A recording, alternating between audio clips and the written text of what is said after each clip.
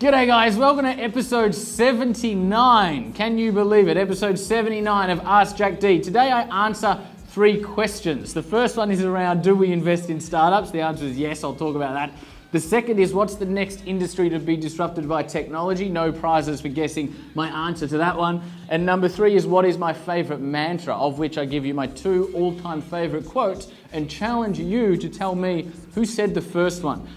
We answer 3 questions today in the time it usually takes us to answer 1 question. So, fast paced, stay tuned, strap yourselves in, and enjoy the episode. No man, check my titles, mate, quickly. Came from the sky with the light of day in me and grew my own. G'day guys, welcome to episode 79 of Ask Jack D. We are making 79 episodes we have done. We're going to be switching it up today a little bit. I'm going to be answering 3 questions super fast, so strap yourselves in.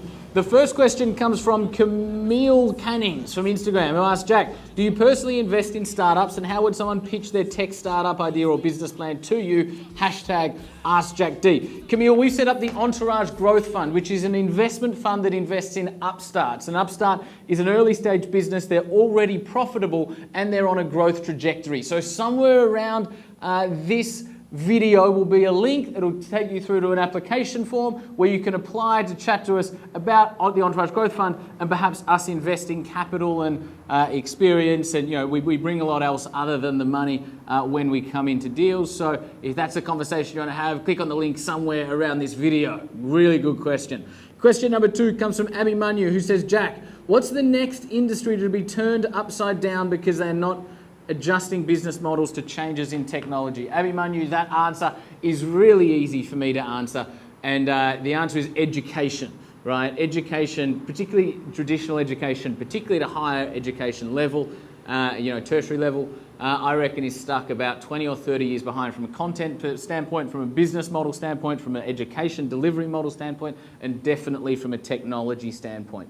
Education, higher education, is no longer indestructible. It's now highly disruptable. And I think we'll see education change significantly starting at a higher education level. Because if you look at higher education, tertiary education, that's what governs what happens at high school, and it's what governs what happens at primary school, because the whole system is just set up to enable people to get into university, which is probably a flawed intention in and of itself. But you change higher ed and it changes downstream by virtue of the other institutions preparing their students for what goes on at a higher education level. So education, hopefully, in 10 years will be very different and more effective than what it is today. And the last question comes from Catalina, I think that is.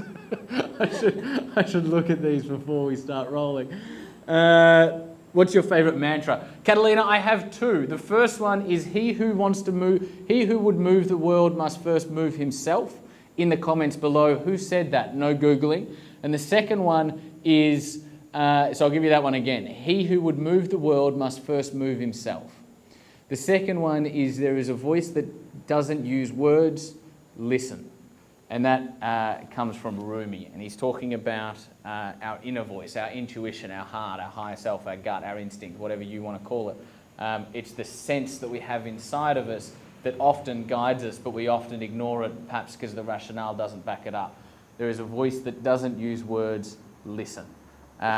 Who can tell me who said that first quote, he who would move the world must first move himself? That is episode 79. Thank you guys for tuning in. Keep sending in the questions. We're loving having these conversations every day. I'll speak to you tomorrow. 'Cause I'm lining up the stars. I'm lining up the stars. Yeah, we here doing God's work. 'Cause tonight is